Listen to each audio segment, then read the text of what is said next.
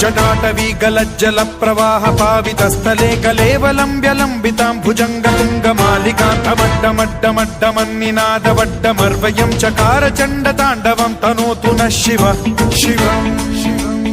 ఒక 15 నిమిషాల నుంచి 20 నిమిషాలు కరెంటు నిలిపిన మాట వస్తే అక్కడ సమన్వయ లోపంతో జరిగిన మాటమే. దాని మీద తక్షణమే ఏం జరిగింది అనేది రిపోర్ట్ తీసుకొని రమ్మని చెప్పి ఆదేశాలు ఇవ్వడం జరిగింది. దాని మీద ఎవరైతే తప్పు చేశారో వాళ్ళకి తప్పకుండా ప్రభుత్వం చర్యలు తీసుకునేది. 2 డిపార్ట్మెంట్ల మధ్య సమన్వయం లోపం ఉంటే వాళ్ళు పొద్దున కూర్చొని మాట్లాడాము, ఈవోని పిలిపించాము. అదేవిధంగా మా సీఎండీని, ఎస్సీని, తగిన అధికారులను కూడా పిలిపించడం జరిగింది. కొంతమేరకు క్లారిటీ వచ్చింది. మళ్ళీ 6-7 తారీఖులో మన దేవాదాయ శాఖ మంత్రి ఆనం రామనారాయణ రెడ్డి గారు, నేను, అదేవిధంగా అధికారులు, దేవాదాయకు సంబంధించిన అధికారులు కానీ, అదేవిధంగా డిస్కమ్కు సంబంధించిన ఎలక్ట్రిసిటీకి సంబంధించిన అధికారులు కూర్చొని ఇబ్బంది లేకుండా చేస్తాం. అదేవిధంగా ఇట్లాంటి చర్యలు ఎప్పుడు కూడా జరగకుండా చూస్తాం. ఎందుకంటే ప్రజల మనోభావాలకు సంబంధించింది కాబట్టి చిన్న చిన్న పొరపాటు జరిగితే కనుక దాన్ని మళ్ళీ సరిచేసి దాన్ని కూడా మా దృష్టికి రాగానే 10 నిమిషాల్లోనే మా దృష్టికి వచ్చింది. మా దృష్టికి రాగానే అధికారులు మందలిచ్చి ఇమీడియట్గా దాన్ని కనెక్షన్ ఇవ్వమని చెప్పాం. ఏదైనా చిన్న చిన్న సమన్వయం లోపం ఉన్నా సరే దాన్ని ఇమీడియట్గా తక్షణమే దాన్ని సరిచేసి ఇమీడియట్గా ప్రాబ్లమ్స్ ఏమైనా ఉంటే సాల్వ్ చేస్తాం తప్పకుండా.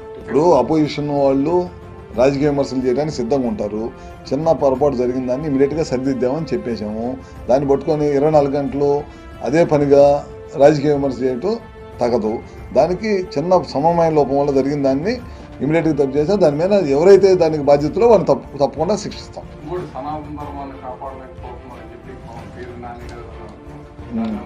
సనాతన ధర్మం ఏ ధర్మం అయినా కూటమి ప్రభుత్వంలోనే ప్రజలకు కానీ ఎక్కడైనా న్యాయం జరిగేది. వాళ్ళలాగా ఎప్పుడు కూడా ప్రతి చిన్నదాన్ని రాజకీయ అవసరాల కోసం వాడుకునే ప్రభుత్వం కాదు.